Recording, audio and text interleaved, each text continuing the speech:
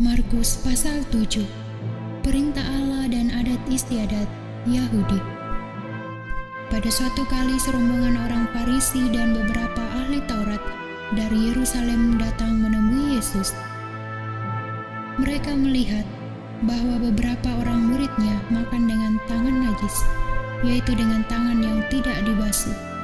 Sebab orang-orang Farisi seperti orang-orang Yahudi lainnya tidak makan kalau tidak melakukan pembasuhan tangan lebih dulu, karena mereka berpegang pada adat istiadat nenek moyang mereka. Dan kalau pulang dari pasar mereka juga tidak makan kalau tidak lebih dahulu membersihkan dirinya. Banyak warisan lain lagi yang mereka pegang, umpamanya hal mencuci cawan, kendi, dan perkakas-perkakas tembaga. Karena itu orang-orang Farisi dan ahli-ahli Taurat itu bertanya kepadanya, "Mengapa murid-muridmu tidak hidup menurut adat istiadat nenek moyang kita, tetapi makan dengan tangan najis?" Jawabnya kepada mereka, "Benarlah nubuat Yesaya tentang kami, hai orang-orang munafik, sebab ada tertulis, bangsa ini memuliakan aku dengan bibirnya, padahal hatinya jauh daripadaku. Percuma mereka beribadah kepadaku, sedangkan ajaran yang mereka ajarkan ialah perintah manusia. Perintah Allah kamu abaikan untuk berpegang pada adat istiadat manusia."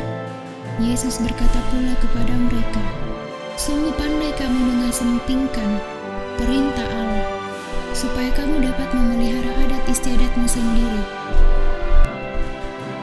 Karena Musa telah berkata, hormatilah ayahmu dan ibumu, dan siapa yang mengutuki ayahnya atau ibunya harus mati. Tetapi kamu berkata, kalau seorang berkata kepada bapaknya atau ibunya, apa yang ada padaku yang dapat digunakan untuk pemeliharaanmu, sudah digunakan untuk korban, yaitu persembahan kepada Allah. Maka kamu tidak membiarkannya lagi berbuat sesuatu pun untuk bapaknya atau ibunya. Dengan demikian, firman Allah kamu nyatakan tidak berlaku demi adat istiadat yang kamu ikuti itu, dan banyak hal lain seperti itu yang kamu lakukan." Lalu Yesus memanggil lagi orang banyak dan berkata kepada mereka, "Kamu semua, dengarlah kepadaku dan camkanlah. Apapun dari luar yang masuk ke dalam seseorang tidak dapat menajiskannya, tetapi apa yang keluar dari seseorang, itulah yang menajiskannya. Barang siapa bertelinga untuk mendengar, hendaklah ia mendengar."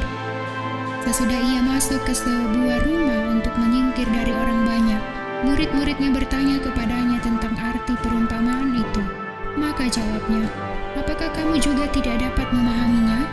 Tidak tahukah kamu bahwa segala sesuatu dari luar yang masuk ke dalam seseorang tidak dapat menajiskannya?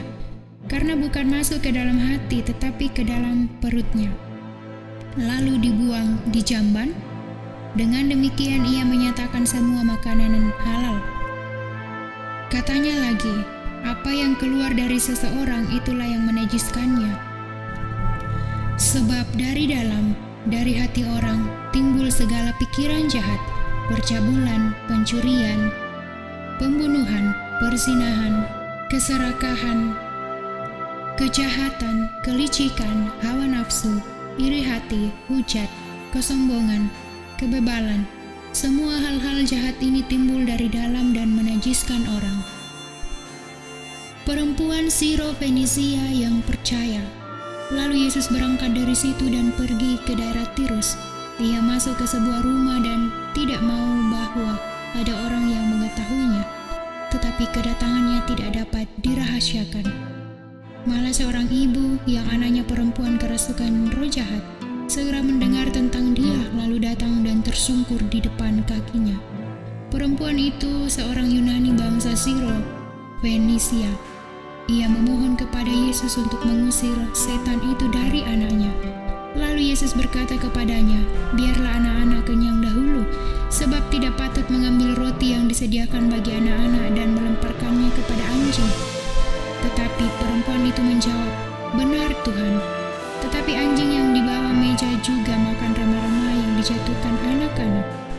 Maka kata Yesus kepada perempuan itu, "Karena kata-katamu itu pergilah sekarang, sebab setan itu sudah keluar dari anakmu." Perempuan itu pulang ke rumahnya, lalu didapatinya anak itu berbaring di tempat tidur, sedang setan itu sudah keluar. Yesus menyembuhkan seorang tuli. Kemudian Yesus meninggalkan pula daerah Tirus dan dengan melalui Sidon pergi ke Danau Galilea. Di tengah-tengah daerah Dekapolis, di situ orang membawa kepadanya seorang yang tuli dan yang gagap dan memohon kepadanya supaya ia meletakkan tangannya atas orang itu. Dan sesudah Yesus memisahkan dia dari orang banyak, sehingga mereka sendirian, ia memasukkan jarinya ke telinga orang itu, lalu ia meludah dan meraba lidah orang itu. Kemudian sambil menengadah ke langit, Yesus menarik nafas dan berkata kepadanya, "Efata," artinya terbukalah. Maka terbukalah telinga orang itu, dan seketika itu terlepas pula pengikat lidahnya, lalu ia berkata-kata dengan baik. Yesus berpesan kepada orang-orang yang ada di situ supaya jangan menceritakannya kepada siapapun juga. Tetapi makin dilarangnya mereka, makin luas mereka memberitahukannya. Mereka takjub dan tercengang dan berkata, "Ia menjadikan segala-galanya baik. Yang tuli dijadikannya mendengar, yang bisu dijadikannya berkata-kata."